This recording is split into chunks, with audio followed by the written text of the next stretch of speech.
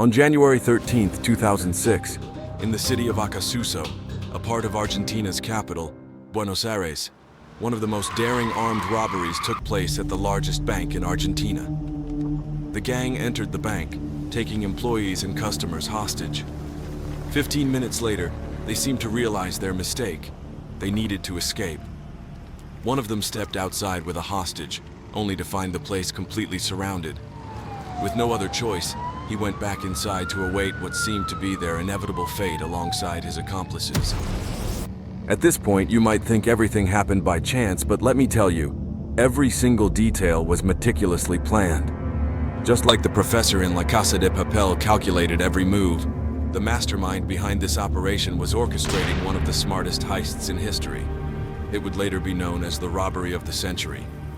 For those meeting me for the first time, I'm Kyle, and I delve into everything strange and mysterious on our planet, our efforts.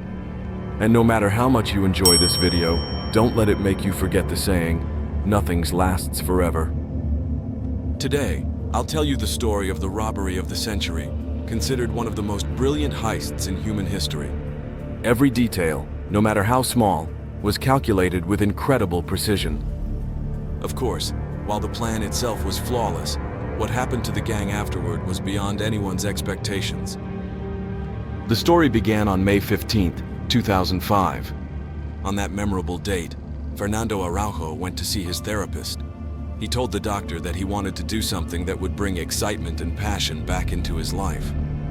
The therapist asked him what exactly he had in mind.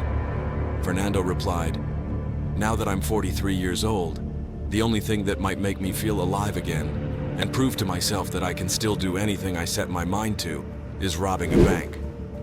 Naturally, the doctor laughed and told him, "That idea is impossible." Their conversation went on for quite some time, but they couldn't come to an agreement. However, here's what you need to know. Fernando wasn't lying. He was dead serious about robbing a bank. The therapist, on the other hand, didn't believe him, thinking Fernando was simply disillusioned with life, saying anything out of frustration. But what set Fernando apart was his extraordinary intelligence. He worked as a document processor and was also a theater actor. When Fernando decided to rob a bank, he left everything behind to focus solely on planning the heist. It all started with him riding his motorcycle every day through the streets of Acasuso, Argentina, scouting for the perfect bank. What caught Fernando's attention was a specific bank. It was massive and highly reputable, with 80% of Argentina's population trusting it with their money. This bank offered an additional feature for its clients: safe deposit boxes. These boxes could hold anything valuable: gold, jewelry, diamonds, cash, whatever the client desired. At this point, Fernando moved on to the second phase of his plan, determining the best way to rob the bank. He considered two approaches. The first was an armed robbery, storming into the bank, holding up the employees, and stealing from the cash registers. However, this option had a significant drawback. By law, the maximum amount of cash allowed in a register at any given time was $10,000. If he only managed to rob one register, the reward wouldn't justify the risk. In short, the first option wasn't worth it. The profit wouldn't be significant, and escaping the bank would be nearly impossible. Within minutes, the police would swarm the area, making the risk extremely high for a relatively small reward. The second option was to break into the bank at night. Fernando moved on to the second phase of his plan. The potential payoff for this method was enormous, the kind of reward any thief would dream of. But how could he possibly reach the vault so easily? Even if he managed to dig a tunnel to the vault, there was another major obstacle: the security cameras. The bank was filled with them, and they were directly connected to the city's police department. The moment a camera detected any movement, the authorities would be alerted immediately. The alarm system would go off instantly, and to make things worse, there were heat sensors around and inside the vault that would detect any movement. In short, breaking into the vault seemed impossible. But despite all these challenges, Fernando didn't give up. He began thinking of a way to get into the bank and rob the vault without being detected. The first idea that came to his mind was to dig a tunnel underneath the bank, one that would lead directly to the vault. Once inside, he could grab everything and escape through the same tunnel. However, digging such a tunnel was nearly impossible. It would require heavy equipment, months of work, and the risk of being discovered was extremely high. So he refined his plan. What if he rented a warehouse, shop, house, or plot of land near the bank? From that property, he could dig a tunnel that would eventually lead to the vault. This idea seemed much more feasible, and it marked the beginning of Fernando's ambitious plan. Fernando planned to dig a tunnel connecting him directly to the bank's vault to steal everything inside. However, he quickly realized this would cost an astronomical amount of money, not to mention the fact that he would need to dig a 220-meter-long tunnel to reach the vault. A plan like this seemed impossible. But then, a solution appeared, by pure coincidence. While meeting with a real estate agent to view an apartment near the bank, Fernando hopped on his motorcycle and rode to see the property. On his way, something caught his attention. The road leading to the bank, which passed directly alongside it, was lined with manhole covers. He noticed that there was only 10 meters between each cover, which meant that the public sewage system ran right in front of the bank. This realization changed everything. Instead of digging a long tunnel from one location to another, he could use the sewer system to access the bank. As he followed the manhole covers, he discovered that the sewer ended in a large square opening over 2.5 meters high, leading to a major water outlet. This meant he didn't need to buy a property or dig a tunnel. The tunnel was already there. All he had to do was figure out the distance between the sewer and the vault. Upon further inspection, he discovered that the large sewer opening was just 160 meters away from the bank. Walking through this tunnel for just 2 minutes would put him directly beneath the bank. Fernando ventured into the sewer and examined it thoroughly. When he emerged, he said to himself, "This is it. This is what I've been looking for." He then spent the next 35 days at home, meticulously planning every step of his heist. Once his plan was ready, he moved on to the next phase, assembling a team. He knew he couldn't pull off a heist of this scale alone. One of the first candidates for the job was his friend, Sebastian Bolster. Sebastian was an electronics and mechanical engineer, someone completely removed from the world of crime. But to Fernando, this was a major advantage. He didn't want his first partner in the heist to be a seasoned criminal.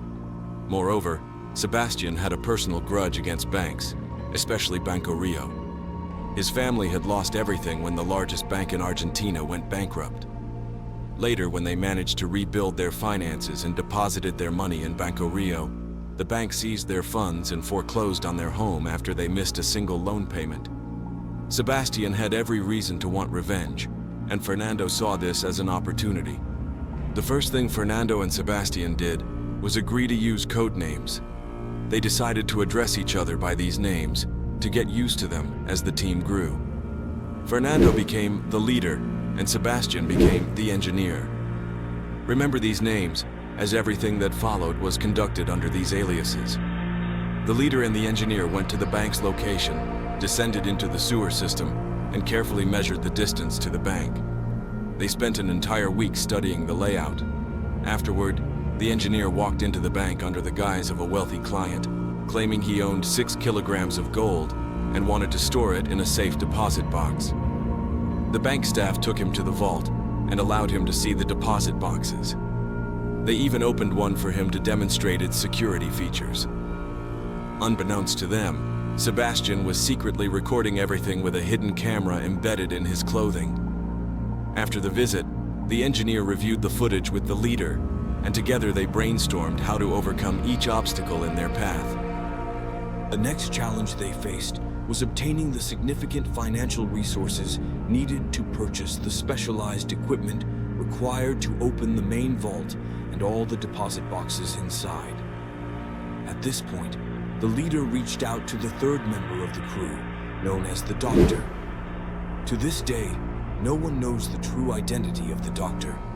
He was an intellectual with a prestigious social and academic status, but at the same time, he had connections to many criminals and was involved in a variety of shady dealings. The Doctor took on the role of assembling the team, bringing in people who would play crucial roles in the heist. The first recruit was a man named Beto La Torre, known as the Financier. Beto was an incredibly cunning man, skilled in sleight of hand and capable of pickpocketing anyone without them noticing.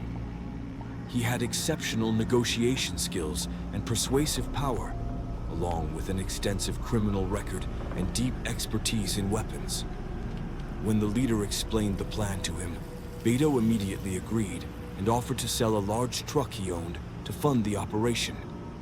They still needed 2 more individuals, one responsible for excavation and dangerous tasks, and another to drive the getaway car.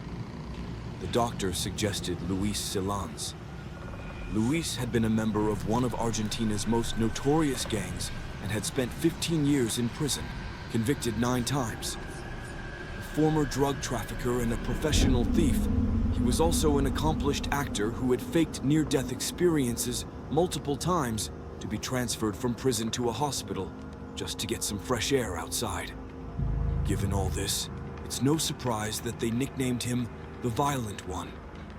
The last member to join the crew was an unknown figure referred to only as the Kid. With this final addition, the gang was complete.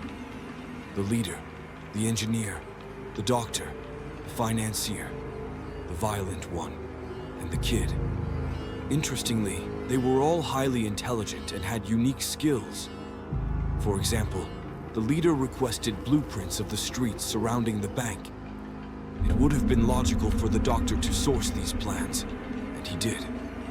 But in a surprising turn, the Violent One managed to obtain the bank's internal blueprints as well. When asked how he got them, he simply replied, "We all agreed when we started this that our names and sources remain secret. That's why the leader insisted, stick to the rule." The blueprint the Violent One had secured was indeed 100% accurate. Once the crew examined the maps, they pinpointed the exact location of the vault. The plan was simple. Dig a tunnel leading to the vault, break in, steal its contents, and escape back through the tunnel. All of it was to happen under the cover of night. The crew descended into the sewer system with their tools and excavation equipment. They began digging upward from the sewer ceiling, aiming directly for the vault. The distance was about 30 meters, and the estimated time to complete the digging was 2 months. While the digging crew worked tirelessly, the engineer focused on a separate critical problem: how to access the vault without triggering the sensors installed there. The solution was costly but ingenious, designing custom suits that could block body heat, rendering them invisible to the heat-detecting sensors. Once the suits were crafted, the engineer bought a thermal camera to test them. The trial was a success. But there was a catch. The suits were incredibly heavy and rigid. While they could bypass the sensors undetected, moving around inside the vault while wearing them would be almost impossible. The engineer constructed a complete suit, and the team began training with it. But it became clear that the suits were as cumbersome as astronaut gear. They couldn't walk or maneuver inside the vault effectively. That's when the leader stepped in with a bold, nearly insane idea. Why don't we enter through the bank's front door, but escape through the tunnel? The room fell silent. Then the leader laid out his plan, and the team agreed. Soon, you'll learn how it unfolded, but let's keep things in order. With the new plan of entering through the front door and exiting via the tunnel, the heat-proof suits were no longer necessary. However, this introduced a new challenge. They would need weapons. Initially, the leader had firmly opposed bringing firearms. His reasoning was twofold. First, he didn't want to harm or scare anyone inside the bank. His goal wasn't to traumatize people, it was to reignite his passion for life. Second, if the plan failed, being caught with weapons would result in significantly harsher sentences. But with the revised plan, there was no alternative. The leader reluctantly asked the financier to procure weapons, with a very specific and unconventional request for the type of weapons needed. What those weapons were will be revealed at the end of the story. When the financier delivered exactly what had been requested, The leader was so pleased he treated the entire team to dinner at his expense. Now we arrive at the final stage, the escape. The plan was to flee through the tunnel after completing the heist. But there was a significant obstacle. If they chose to descend into the tunnel and exit through a sewer opening, there was a glaring problem awaiting them. The sewer outlet located 160 meters away from the bank was an obvious escape route, and the police would surely anticipate their exit there. They needed a genius plan, something so unexpected that the police wouldn't see it coming. That's when the leader unveiled his solution. The best escape route is through one of the sewer manholes along the main road. The team immediately objected. "We'll be exposed. That's too predictable," they argued. But the leader smiled, revealing the second part of his plan. "After we break into the vault and fill the large fabric bags with everything inside, we'll throw the bags down the tunnel we dug. Once that's done, we'll enter the tunnel ourselves and escape into the sewer system. But instead of heading toward the obvious outlet, we'll use a hidden route." The hidden route was pure genius. Awaiting them in the sewer would be small boats, ready to transport them against the flow of the sewage, leading them to a manhole 200 meters away from the bank. Above that manhole, an old Volkswagen car would be parked, specially modified with a trap door in its base to allow them to climb into the car directly from the sewer. The sixth member of the team, nicknamed the Kid, was tasked with waiting in the car and driving the crew to safety. The team procured the required car and modified it in the financier's garage. The financier's wife was present the whole time, but assured them of her absolute discretion. Meanwhile, as the team worked on the car, the engineer was busy perfecting a new device, the RAM. This powerful compressor-based tool was designed to break the locks of small safes in just 7 seconds. It was tested and proven to be 100% effective. Then came the fateful day, January 13th, 2006. At dawn, the old Volkswagen pulled up in front of the bank. 4 individuals stepped out, all dressed in sharp gray suits, wearing black masks and hats. But what stood out most was their long blonde hair, clearly wigs. This too was the leader's idea, to ensure even their hair color couldn't give them away. The 4 who entered the bank were the leader, the doctor, the violent one, and the financier. The engineer was already inside the sewer, making his way through the tunnel to reach the vault wall. He carried a compressor, a hammer, and other tools to break through the wall. The moment he received the signal that his teammates had entered the bank, he began hammering at the wall, carefully cracking it without breaking all the way through.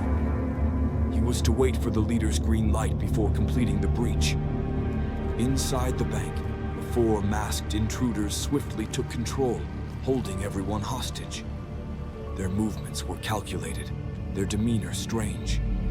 Everything they did seemed to confuse and disorient the people in the bank, and they were dangerous and unpredictable. At the same time, they gave off the impression of being panicked, as though their plan had already failed. 15 minutes later, the police surrounded the bank, and it was time for the next phase of the plan. The financier took one of the hostages and led her outside, pretending he was trying to escape to the car parked nearby. When he realized the bank was surrounded, he acted startled and ran back inside, visibly shaken. Once back inside, they resumed holding everyone hostage, carefully portraying their desperation and fear, as though they were searching for any way to escape through the main entrance. But one person was causing a major issue for the gang, the bank's security guard. He was holed up in the surveillance room, monitoring the cameras and feeding the police constant updates about the robbers' movements. This was a major threat to their plan. The leader and the violent one quickly devised a strategy to force the guard out of the room. The leader stormed toward the guard's room and shouted, "Every extra minute you stay in there, we'll kill a hostage." At the same time, the violent one grabbed a hostage, dragged her roughly to the surveillance room and pressed a gun to her head. Seeing this, the leader turned to the guard. "I promise, if you leave the room now, I'll let you walk out of this bank unharmed. I'll hand you over to the police, and no hostages will be hurt." The terrified hostage pleaded with the guard to agree. Hesitantly, the guard relented and left the room, escorted by the leader. Before he let the guard leave, the leader took the guard's phone and said, "Tell the chief of police to call us on your phone. We're stuck here and want to get out, but we need guarantees for our safety." Once the guard and the hostage explained the situation to the police, they portrayed the robbers as desperate and frightened, looking for any way out without risking their lives. Meanwhile, the leader raced to the vault with the doctor. He signaled the engineer to begin breaching the wall to access the vault. This timing was critical. If the guard had remained in the surveillance room, he would have seen the breach attempt on the cameras, exposing their plan before it even began. That's why the leader had warned the engineer to wait for his signal before starting. With the guard finally out of the way, the real heist was set to begin. Every detail had been meticulously planned, but the tension was mounting. One misstep could still unravel everything. They completely disabled the cameras, allowing the engineer to break through the wall. Once the wall was breached, they opened their bags, and the engineer entered the vault armed with the breaker. He began smashing through the locks of the safes, and the team started looting everything inside. Inside the vault, the leader, the doctor, and the engineer worked swiftly to empty the safes. Meanwhile, the violent one and the financier stayed with the hostages, keeping them under control and monitoring the police to buy time for the others to complete the heist. At the same time, the violent one boldly stepped out of the bank's main entrance, holding a phone in his hand. He signaled to the police, making it clear he wanted to speak with the police chief. The chief called him, and they began a tense conversation.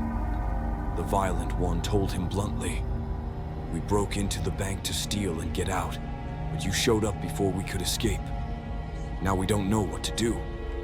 From the window, the police could see the violent one sitting inside, his feet propped up on a desk, exuding a chilling air of confidence.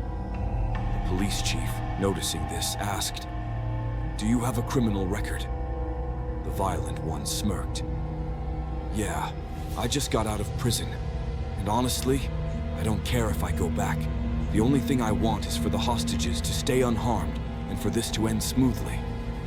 He added, "Let me consult with my team. We'll give you our conditions soon." The chief agreed and gave them 1 hour. During this hour, the violent one went to check on the leader and the others in the vault. He was stunned to see they had already emptied half of the safes, their bags overflowing with loot. His excitement was palpable. "How much more time do you need?" he asked. "We'll need 1 more hour," the engineer replied. As the first hour passed, the violent one contacted the police chief again. This time, his tone changed. "To be honest, we're feeling really regretful about all this. We want a safe way to surrender. But before we do, we'd like to do something nice for the hostages. We want you to bring us pizzas, enough for us and the hostages. It's the least we can do." He added with an ominous edge, "If you don't meet this condition, we'll have no choice but to end this with our lives and theirs." The police chief agreed to the violent one's demand for pizzas, understanding it was a way to legally cover himself for any missteps. Since the pizza had to come from a specific shop located 40 minutes away from the bank, it bought the gang valuable extra time. As the deal was set in motion, the team inside the bank worked tirelessly to finalize their operation. Inside the vault, the doctor emerged and informed the violent one and the financier that they were done. It was time to execute the escape plan. The financier ordered all the hostages to lie face down on the floor, warning them that anyone who moved would be shot immediately. With the hostages subdued, the gang began retreating back toward the vault. The doctor and the engineer descended into the tunnel below the vault, waiting to receive the loot. The leader, the financier, and the violent one started throwing the loot bags into the tunnel, where the engineer and the doctor packed them into inflatable boats. Once the bags were transferred, the gang set a large timed bomb at the vault door, placing a red cloth beside it with their weapons laid on top. Then they slipped into the tunnel and vanished. The gang emerged at a sewer exit where the lookout was waiting with a getaway car. They loaded the loot, drove to the financier's house, parked in the garage, and went inside. There, they turned on the TV to watch the unfolding police drama. The twist: the police were still standing outside the bank, unaware the gang had already escaped. 2 hours later, the police chief decided to storm the building, only to discover the gang had vanished without a trace. The final irony was that the chief had called the phone the financier had used to negotiate 33 times. Had the gang answered, he might have figured out they were gone. Instead, his frustration led to a fruitless raid. The plan had worked flawlessly. The gang divided the stolen money among themselves and agreed to never meet again under any circumstances. Meanwhile, the police focused on disarming the bomb left at the vault door, only to discover it was a decoy. Even the weapons were fake, ensuring that if caught, the gang wouldn't face charges for armed robbery. Every detail had been calculated by the leader. The operation was a 100% success, and everyone returned to their normal lives. But things didn't stay quiet for long. At the financier's house, a strange turn of events unfolded. One day, he returned home to find his wife had taken 3 bags of money worth $100,000. When he confronted her, she unapologetically replied, "That's my share of the job. I needed some things." Sources confirm this exact statement. Furious, the financier erupted, leading to a heated argument. His wife threatened to expose the entire operation to the police if he didn't stop shouting. Cornered, he relented, taking the remaining money and hiding it elsewhere. The next day, the financier's wife calmly went to the police station and spilled everything. The authorities quickly arrested the financier, followed by the leader, the engineer, and the violent one. However, the doctor and the lookout managed to flee the country and disappeared without a trace. To this day, no one knows the total amount stolen. The bank bore the loss and compensated all its customers. The gang members received sentences ranging from 9 to 15 years. None of them served more than 3 years. Their growing popularity among the public led to widespread calls for their release. Multiple lawyers defended them, and several organizations advocated for their freedom. Upon their release, their story became the subject of a blockbuster action comedy film that captivated audiences worldwide. As a gesture of apology, the gang allocated 30% of the film's profits to the bank they had robbed. Their heist, dubbed the heist of the century, went down in history as one of the most audacious and brilliantly executed robberies ever. That wraps up our story for today. If you enjoyed it, make sure to hit the subscribe button and turn on the notification bell so you don't miss more incredible real-life stories.